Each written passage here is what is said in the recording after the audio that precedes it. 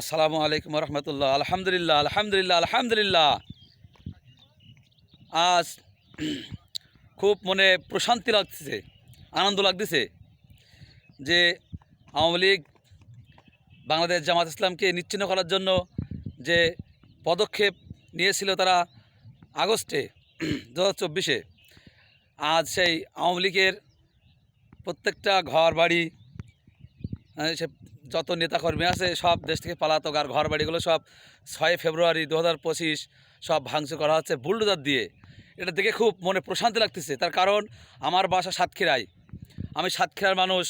সাতক্ষীরায় 2013 সালে আওয়ামী লীগ যে কী পরিমাণ অত্যাচার চালিয়েছে, বুলডোজার দিয়ে আমাদের নেতাদের ঘরবাড়ি, আলেমদের ঘরবাড়ি ভেঙে ধূলিসাৎ করে দিয়েছে, সেগুলোর প্রতিবাদ আর সেই প্রতিশোধ আল্লাহ তাআলা তাদেরকে নেওয়ার সুযোগ দিয়ে করে দিয়েছেন ছাত্রদের মাধ্যমে। ছাত্ররাই আমাদেরকে সেই উৎসাহ প্রেরণা জাগিয়েছেন। দেখতে পাচ্ছি আমরা আজ যেসব আওয়ামী লীগের বড় নেতাদের ঘরবাড়ি ছিল সবগুলো সব ছাত্ররা জ্বালাই দিয়েছে। খবর দেখলাম, নিউজে দেখলাম। আর মানুষ সব ইট খুলি খুলি নিতে যাচ্ছে, বলছে আমাদের সম্পদ, এটা আমাদের টাকাতে বানানো, আমাদের সম্পদ আমরা নিয়ে চলে যাচ্ছি। কী একটা আনন্দের কথা! আল্লাহ তাআলা এই জন্য বলেছেন যে আমার দিনকে আমি, আল্লাহ তাআলা কোরআনে বলেছেন ইউরিদুনা লিইউতফিরু নূর আল্লাহি আফওয়াহিম আল্লাহু মুতিম্মু নূরিহি ওয়ালাউ কারিহাল কাফিরুন। যতই তারা চাক আল্লাহর দিনকে নিভিয়ে দেবে, আলোকে নিভিয়ে দেবে। আল্লাহ তাআলার ওয়াদা, এদিন অবশ্যই আল্লাহ প্রজ্বলিত করবেন। তো যতই কাফেররা, যারা আল্লাহকে মানে না, তারা যতই অস্বীকার করুক বা খারাপ মনে করুক, আল্লাহ তার দিনকে জ্বালাবেই জ্বালাবে। তার প্রমাণ আমরা আরও একবার পেলাম।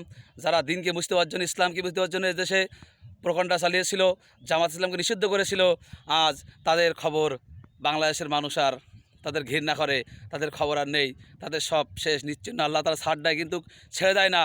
এজন্য যারা জালেম, যারা জুলুম করতে চায়, তাদেরকে সাবধান হতে হবে। এই খবর থেকে, এখন থেকে তাদেরকে সাবধান হতে হবে। যারা বলে যে কোরআন আর রাজনীতি এক না, তাদেরকেও বলছি আপনারা সাবধান হয়ে যান, অবশ্যই সাবধান হয়ে যান।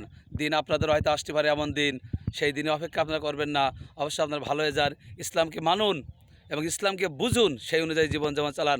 রাজনীতি সেইভাবে আপনারা চালান যেভাবে মানুষ চায়, জনগণ চায়, দেশের জনগণ চায়। বাংলাদেশের 92% মুসলমান, এদেশে কোরআন দিয়ে দেশ চলে না। অবশ্যই আমাদের কোরআন দিয়ে দেশ চালাতে হবে, তবে এদেশে শান্তি শৃঙ্খলা বজায় থাকবে। সব সন্ত্রাস, গুম খুম সব বন্ধ হয়ে যাবে, চাঁদাবাজি বন্ধ হয়ে যাবে। সবাইকে নামাজ পড়তে হবে। নামাজ না পড়লে কিন্তু মানুষ মুসলমানে থাকতে পারে না। তো তাদের মধ্যে ভালো কীভাবে আসতে পারে?